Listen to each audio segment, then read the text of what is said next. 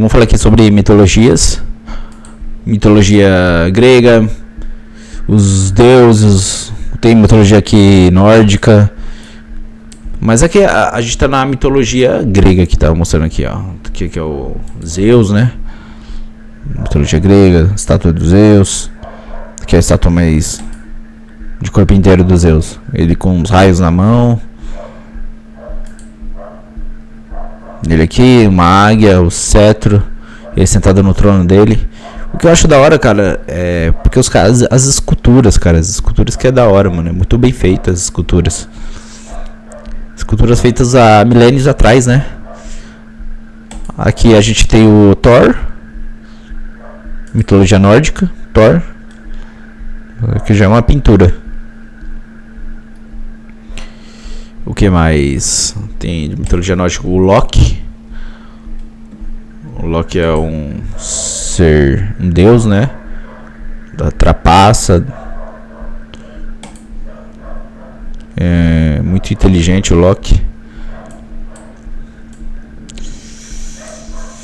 Deus grego, vamos ver o que tem aqui de mitologia. Thor, Loxan, nórdico. Sei, vou voltar aqui. Pô, eu sou muito fascinado, mano, pelo Poseidon. É da hora. Olimpo. A casa dos deuses, né? Fica no Olimpo. Arquitetura grego-romana, viu? A arquitetura dos caras. Era uma sociedade muito inteligente, né? Chineses também. Uma sociedade inteligente. Deuses do Olympus. Temos vários, né? Temos os titãs. A história dos titãs. Vamos ver a história da mitologia aqui. Vamos ver um vídeo no YouTube. Guia definitivo dos deuses do Olimpo. Eu vou... Tem também a história do God of War, né?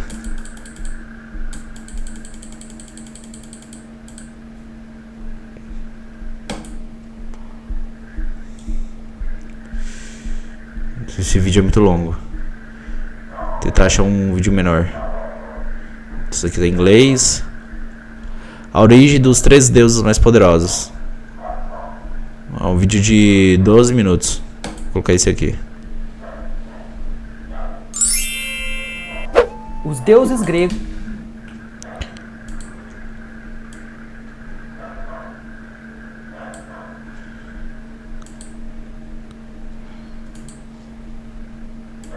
eram as divindades que faziam parte da religião tradicional da Grécia Antiga. Atualmente temos a tendência de nos referirmos popularmente a essa religiosidade como mitologia ou apenas lendas, esquecendo que essa religião teve um papel importante na construção da sociedade grega e posteriormente na romana. E sem sombra de dúvidas, teve um papel importantíssimo na formação do mundo como conhecemos hoje. Dentro dessa antiga religião, conta-se que nos primórdios do tempo, o universo era formado por uma massa cósmica, sem forma e desorganizada, que era conhecida como caos. Do caos surgiram Gaia, a personificação da Terra, e Urano, a personificação do céu estrelado. E da união do céu e da Terra surgiram diversos titãs. Porém, com medo de um dia perder o seu trono para um dos seus filhos, Urano os trancou dentro do ventre de Gaia. E com o passar do tempo, Gaia começou a sentir dores, e um dia, cansada de aprisionar seus próprios filhos, Gaia arma uma conspiração contra Urano, dando a seu filho mais Os titãs eram aqueles seres gigantescos, né? Posse dessa arma, na luta contra Urano, que a gente vê no jogo lá do God of War. No oceano. Neste momento, o oceano se agitou, e da espuma que se formou no local, nasceu a deusa Afrodite, a deusa do amor. Umas histórias meio nada a ver, né? E logo após esse episódio, Cronos assume o papel de rei do universo e liberta todos os seus irmãos titãs. Cronos se casou com Reia, que deu à luz a maioria dos deuses principais. E então, a história se repetiu. Temendo um dia perder o seu trono para um dos seus filhos, Cronos começa a devorá-los logo ao nascer, exceto Zeus, que quando estava para nascer, Reia procurou sua mãe, Gaia. Uma história cheia de traição, de... E assim, Zeus nasceu na ilha de Creta. De e loucuras. Reia entregou uma pedra enrolada com roupas de bebê a Cronos, que rapidamente a engoliu. E graças a esse episódio, Zeus foi salvo e pôde ser criado na caverna do Monte Ida, aos cuidados de Gaia, até que fosse forte o suficiente para enfrentar o seu pai. Já crescido, Zeus arruma um disfarce e faz com que seu pai tome uma poção mágica e vomite todos os seus irmãos já adultos. Apoiado pelos seus irmãos, Zeus declara guerra contra Cronos, e assim se iniciou uma batalha, que durou 12 anos. Os Cíclopes, que também eram filhos de Gaia, apoiaram Zeus, fornecendo eu soube isso em, tipo, de mitologia nórdica, não, mitologia grega, né? Foi naquele filme lá, Fúria de Titãs, né? Que no início do filme fala, né? O Zeus se tornou Deus do Olimpo, Poseidon, rei dos mares, Hades do submundo. Nas profundezas do submundo. E assim começou o reinado dos deuses.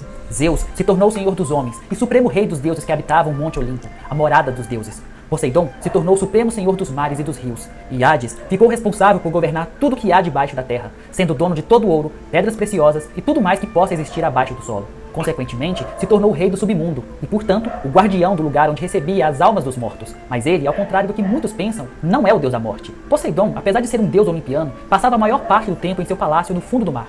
Dentro da religião grega, era comum que os marinheiros fizessem oferendas a Poseidon, para que ele proporcionasse ventos calmos e uma viagem segura.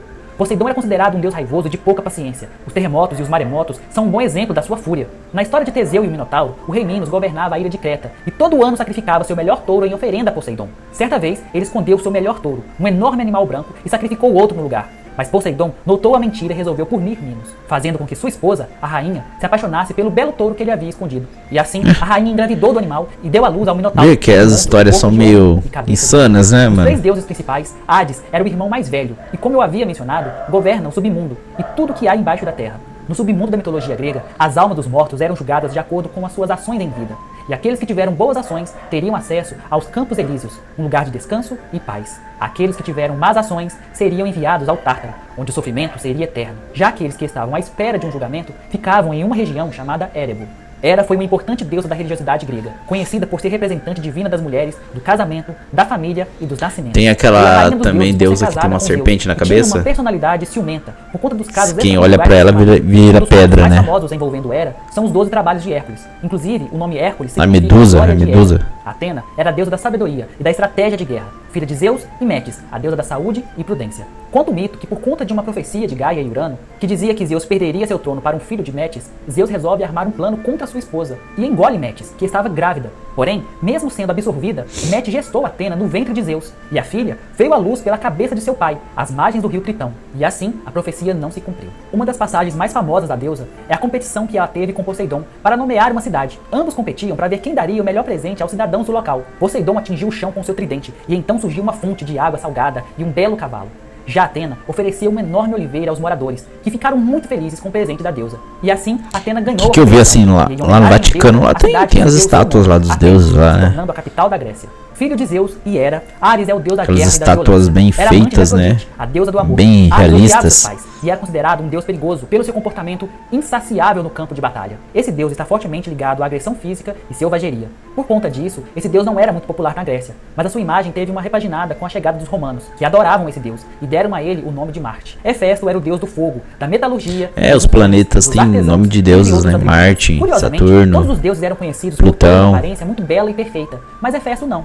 Conta a lenda que Hera ficou tão desapontada com a aparência desagradável do seu filho que o lançou do Monte Olimpo. A queda teria durado 9 dias e 9 noites. Caramba. Até que então, Hefesto chegou ao oceano, onde foi criado por Tétis, a mãe de Aquiles, herói que lutou na guerra de Troia. Mas apesar de sua aparência, ele era casado com a mais bela deusa, Afrodite. Dentro do simbolismo grego, isso mostrava que o amor, Afrodite, não escolhe alguém por aparência. Outro simbolismo importante atribuído a Afrodite era que a deusa era a única a domar Ares, a guerra, mostrando que o amor vence a violência. Afrodite foi a deusa do amor, da beleza, do desejo e da fertilidade. É tida como padrão de beleza para os gregos antigos, sendo capaz de fazer qualquer homem ou deus se apaixonar por ela. As pinturas das imagens, Era normal que os deuses tivessem muitos amantes. Eu posso explicar isso melhor no próximo vídeo, se vocês quiserem. Portanto, deixem aí nos comentários. Dentro de uma das passagens mais famosas de Afrodite, está seu envolvimento com a guerra de Troia, sendo ela a principal causadora do conflito, pois foi ela que fez Helena, a esposa do rei de Esparta, apaixonar-se por Paris, príncipe Já ouviram a história de Troia? Para Troia, o que deu início a uma guerra épica. Esse cavalo aí, ó, caça e da lua, esse pessoal Zeus, deram de presente, o pessoal pra poder entrar lá dentro, né? Porque é uma muralha, né?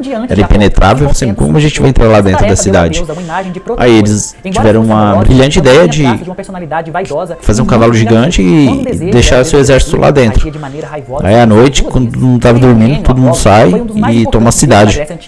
sendo conhecido como Apolo. Deus do Sol, das artes, Apolo é um da nome música, legal. da profecia, da medicina, filosofia, entre outras coisas. Era conhecido por sua beleza incomparável e por ser um excelente arqueiro. Apolo também tocava lira, e foi o deus que matou a serpente Piton. Apolo está intimamente ligado à profecia. Ele nasceu em Delos e honrou a ilha estabelecendo um oráculo lá. Por ser muito bonito e atraente, Apolo teve diversos relacionamentos tanto com mulheres quanto com homens. Na mitologia grega, Hermes era filho de Zeus com uma ninfa chamada Maia. Era considerado o mensageiro dos deuses e uma divindade ligada à sorte, comércio, riqueza, viagens, inteligência e diplomacia.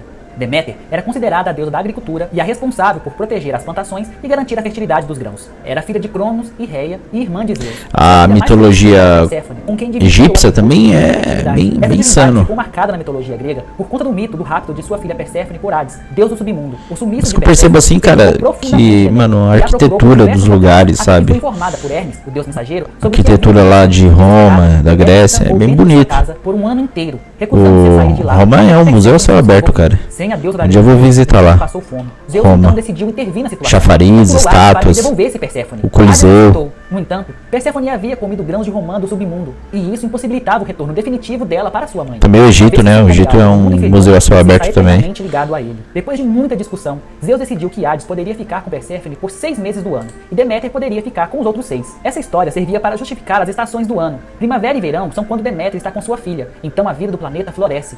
Já outono e inverno é quando a deusa está longe de Perséfone. Ficando triste, a natureza do planeta começa a morrer. Deus do vinho, das festas, do entusiasmo e do teatro, Dionísio era conhecido como o mais divertido dos deuses. Por onde andava, Dionísio era cercado por mulheres frenéticas chamadas de bacantes e homens meio bodes chamados de sátiros. Dionísio era filho de Zeus e Semele, que morreu no parto, vítima de uma armadilha de Hera. Hera induziu Semele, que era mortal, a ver Zeus na sua forma divina. Semele não suportou olhar o brilho de Zeus e seu corpo virou cinzas. Porém, Zeus conseguiu salvar o coração de Dionísio, que sobreviveu a essa tragédia, e o costurou na sua própria coxa, onde o deus permaneceu até o dia do seu nascimento. E é isso, pessoal. Esse foi um resumo. Se você gostou, é isso aí, deixe seu até o like, próximo se inscreva, vídeo. caso seja novo por aqui.